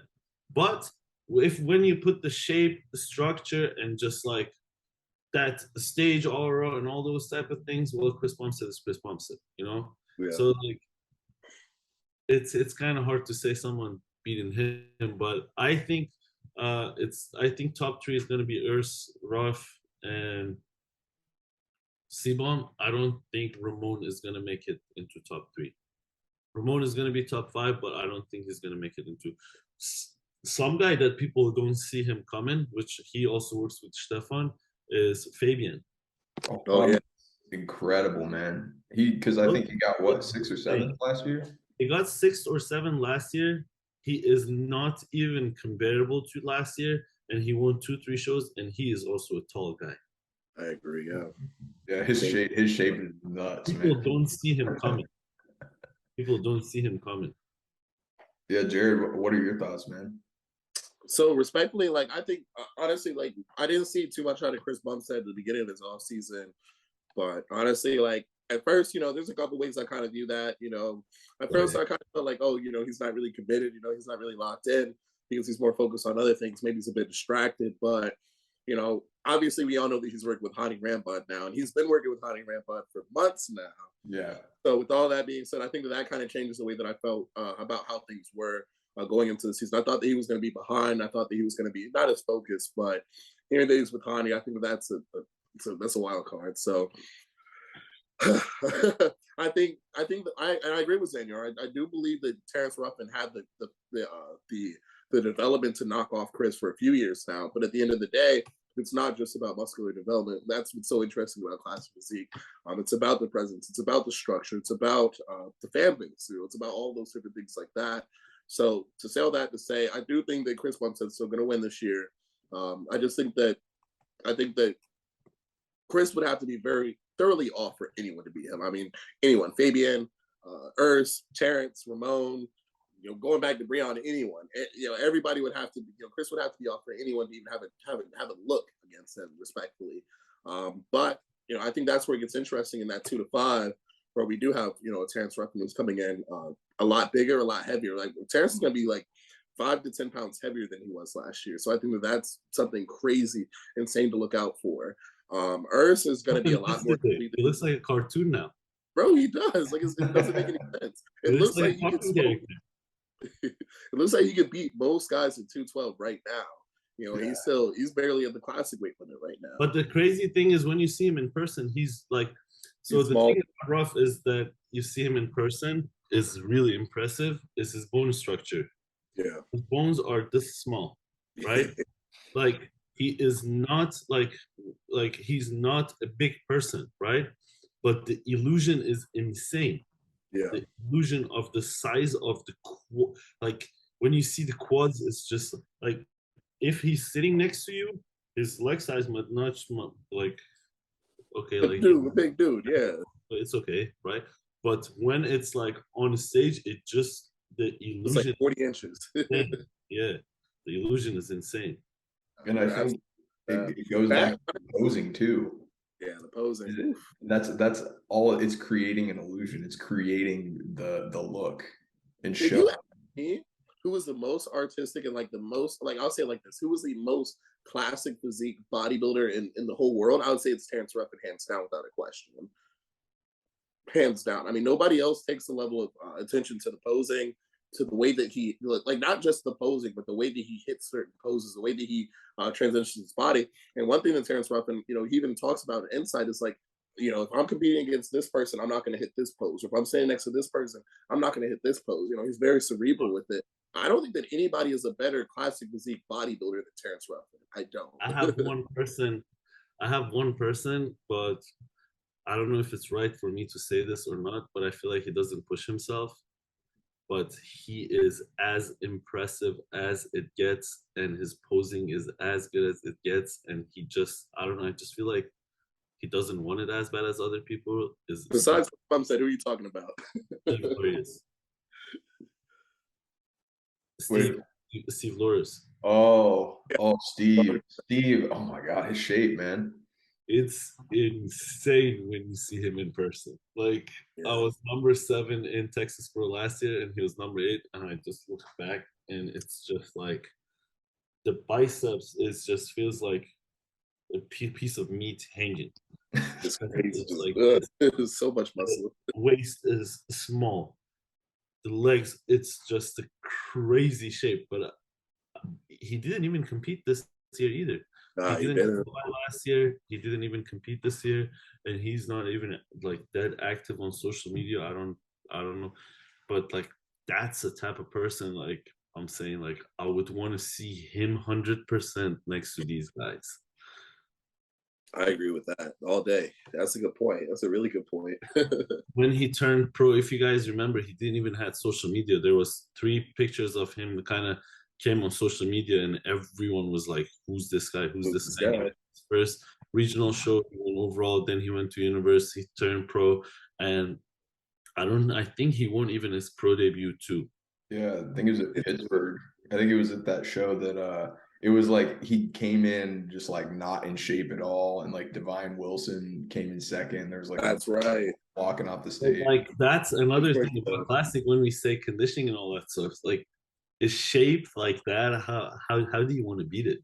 In my opinion, in that show specifically, Divine should have won because like it was like a night and day difference in conditioning. But my thing is like if we're only going off the shape, like Terrence Ruffin can show up, obviously weight class, weight caps out of the picture. Terrence Ruffin can win every single show this whole entire summer. He wouldn't have lost a single show.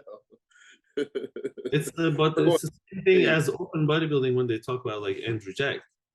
Like he doesn't need to be 100% peeled to beat people that are 100% peeled. That's true, though. That's a good point. You know, you got that shape, the structure. It's like what percent can I get away with and still? Yeah, what percent can I get? Or Keon? Yeah, honestly, that's a good point, though. I mean, I think it all just goes to show, the development of the physique, and like we're talking about the shape, the structure, because. I talk about it all the time. Guys like us, you and I, Zanyar, we can show up to a men's physique show in the middle of our off season and win the overall, just simply because of the level of development, the amount of the amount of time that we put into the sport. So I kind of say all that to say, it's just when you show up and you're that good as a pro, it just happens. It is what it is. It is what it is. You can't beat it. You can't. Yeah. Who else are you guys looking for? So Zanyar, you said Fabian. Who are some other guys y'all are interested to see, like maybe outside of that top 5, that if because there's some people who probably don't have some of these guys on their radar. I mean, you guys, you're up on all these guys, just like I am, where it's like we see these guys day in, day out. We know who's gonna be there. Our guy Petros, man, he's gonna do good. Who? Valentine. If he brings it, with the right conditioning. He's sick. He was sick right now this last 2 weeks too. I just watched his story last night. He was sick. But I think like for him to hang with these guys, he needs a little bit of work. Like for example, another person I've seen really impressive in person is Neil Carey. Yeah. Or Neil one Curry. Of my personal favorites, Alex. One of my personal favorites. I don't care where he places. He's one of my favorite classic physiques. Alex Cambronero. Yeah. Alex, I like Alex a lot too. I don't care where he places or what people think about him, whatever. To me, he has one of my favorite physiques. Yeah, I feel that, man. I really like Neil too. I like. There's just something about his shape that's just so aesthetically pleasing. Like I remember just seeing him compete. Because he did, I think he lost to Alex Westermeyer at Pittsburgh. Oh, that guy looks crazy too. I just saw update. That guy looks crazy too. Or like another person no one has seen on the stage for a long time, Logan. Oh yeah, Logan. Logan can be pretty good too. Yeah, because he won Hawaii last year, and he's just been going out. He's just improving and coming and posing and all that. So it's classic is just, it is so much talent and it's so much different shape. Like I say that about like my shape is different than Jared's shapes. Logan's shape is different than Neil. Like it is, which they all look good. You know what I mean? Like for example, when I say Alex, I don't care what other people say. A lot of people might not like Alex's shape and like compared to like I don't know, someone like Urs or like Chris Bomsa. I like his shape. Me too. You know what I mean? I would say that I like about Alex's physique, a lot of taller guys, I know I'm gonna get hell for this, but a lot of taller guys are underdeveloped, but they get away with being tall. Alex is not underdeveloped. He is fucking developed. Through back, front, legs, everything. And peeled. Absolutely. Peeled out his mind.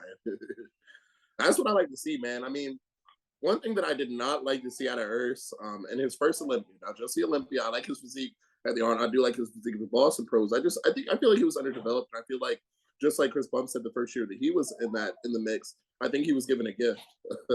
I think he was. Yeah, I think he was given a little gift, a little nod forward, which that happens in the sports. It happened to Arnold. It happens to all the guys. It happens. But one thing that I am happy that I saw from Urs is that he continued to compete and he continued to bring improvements. And now he's looking completely different. So I think they made a good choice with who they decided to award, who they decided to push forward. But I do think that he was given a gift this past Olympia. Yeah, and I think his posing really helped him out too. Because I mean, I was there watching it in person, and the crowd was electric when he was posing. The way Urs can captivate the audience is absolutely second to none. I mean, I love Terrence Ruffin and his artistry, but Urs's captivation of the audience is just, I don't understand it. Like every single person is glued, they're standing up, glued to his performance from the time he walks on the stage to the time he walks off the stage. And like I saw that right next to him in person. It blew me away. Yeah, because he did like the break dancing with his Olympia routine last year, and man, that was such a hit. That's what it is. It's called a show. Yeah. It's a show. So when he is entertaining people, he's putting up a show. That's what people like to see. That's what promoter likes to see. That's what judges like to see. All day. The performance, the presentation.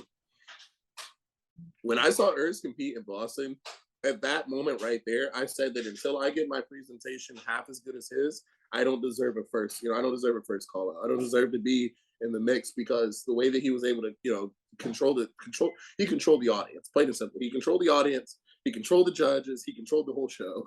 When he was in the building, whether he was backstage or on stage, it was about him. And that's all that it was. And honestly, like I respect that so much as an athlete and as a champion. And I say until I can replicate that presence, that aura, I've got a lot of work to do. Yeah, that's understandable. Yeah, so I'm thinking might wrap there. Does that sound good to you guys? Yeah, man. What is your top? Oh, who's my top 5? Yeah, let's hear yours first. Yeah, so I think Chris is going to take it again this year.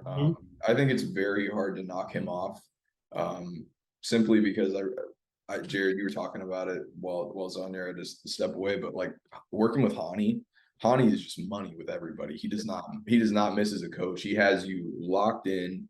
You're gonna be 100% when you're working with Hani Rampod. Even if it's their first time together. I mean, that Chris is obviously to be the best in the world, he is gonna push through and he's gonna do anything he has to do to win. Plus with Hani on his side, he has not only the best in the game in terms of like physical strategy and bringing the best physical look. I think Chris is gonna be a lot mentally sharper too. That was one of the main reasons he switched. Yeah, because I feel like, respectfully, I don't think that his head was 100% into it. I don't believe that. I believe that his first two Olympias, he was 100% locked in mentally. But I feel like this last one, it was not him 100%. Yeah, and I think that's the whole reason why he switched that. And like obviously, Ian's an Olympian every year now, so it's like it takes a lot off of his plate. And also, man, that's got to be a rough dynamic having your brother-in-law like as your coach. Like that's got to be tough to deal with. So I like the switch a lot personally.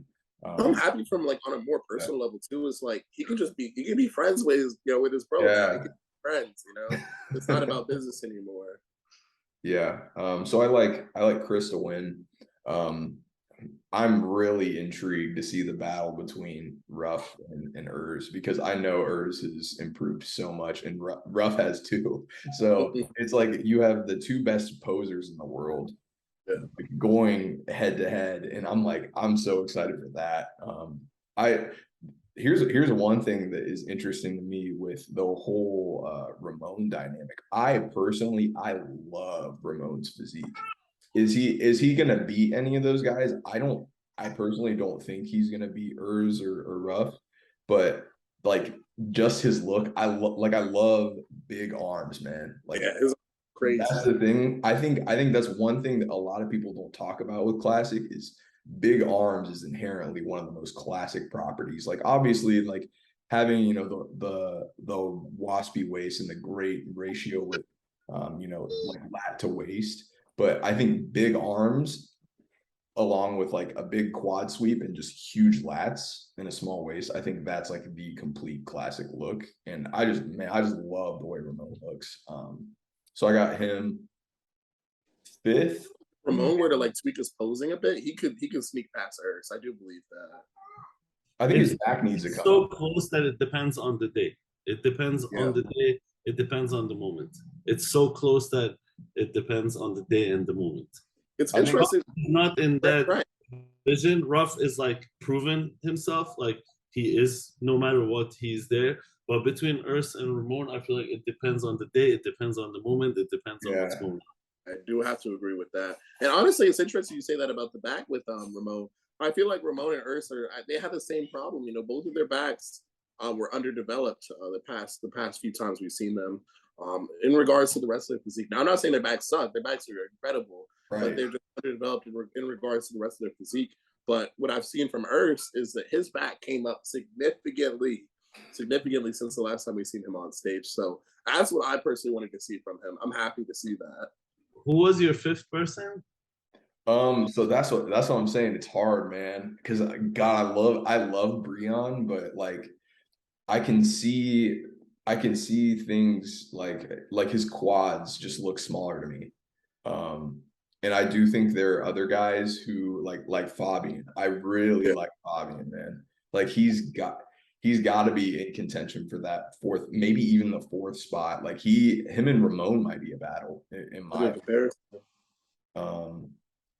So some other guys, you know, that we were talking about earlier who I think could sneak into the top 10, like Alex Westermeyer, Neil Curry, Mike Summerfield's going to be in there, I think, because like Mike, even though Mike's a shorter guy, he's just got that like 3D cartoon looking muscle. He's working with the Stefan now too. Oh, okay.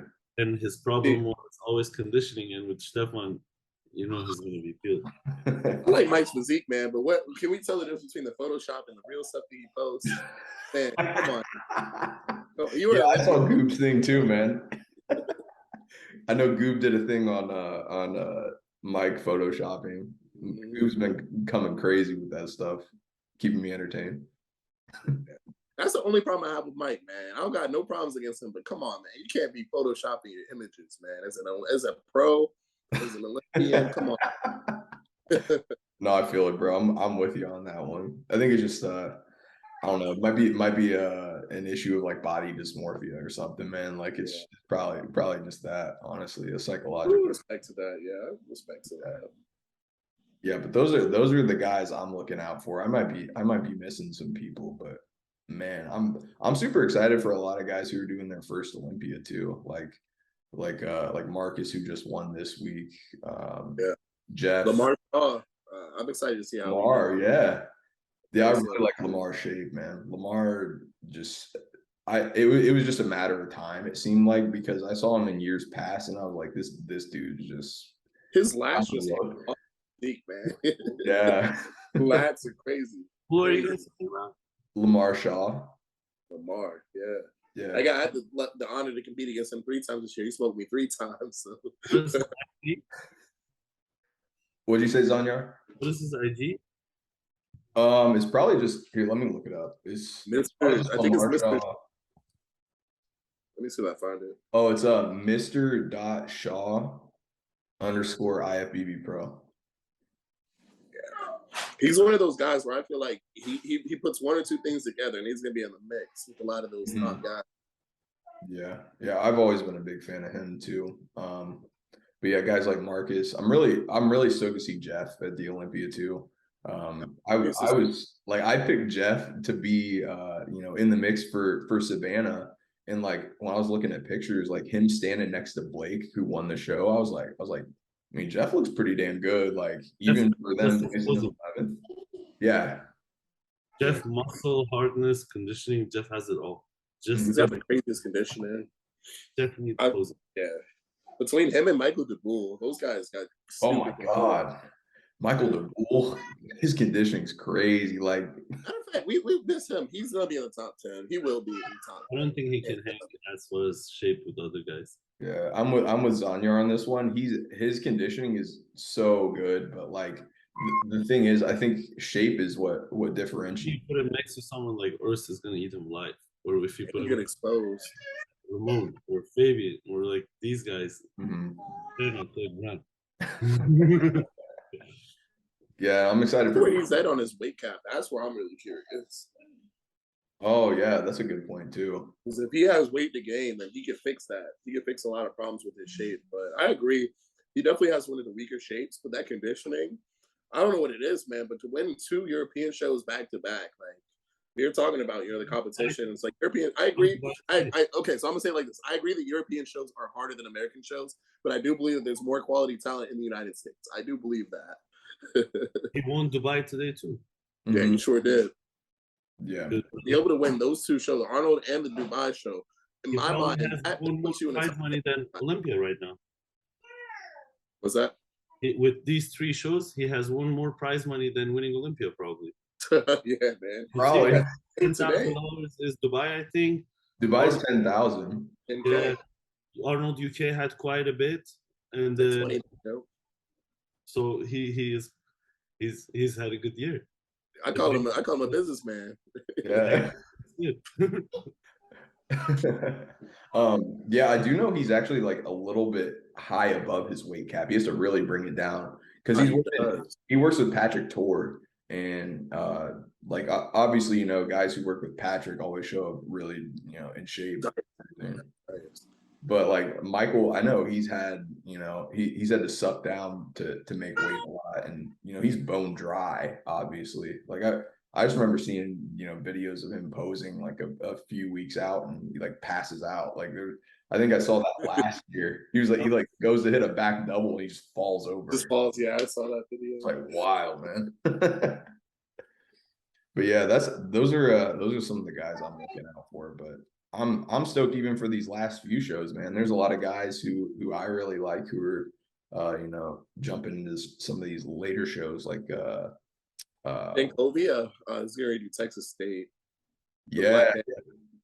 I think with if he like what we've been waiting to see from him is that conditioning. If he brings it here, that's his show. Yeah, agreed. Yeah, I'm super excited. I was really impressed with Barbs yesterday too.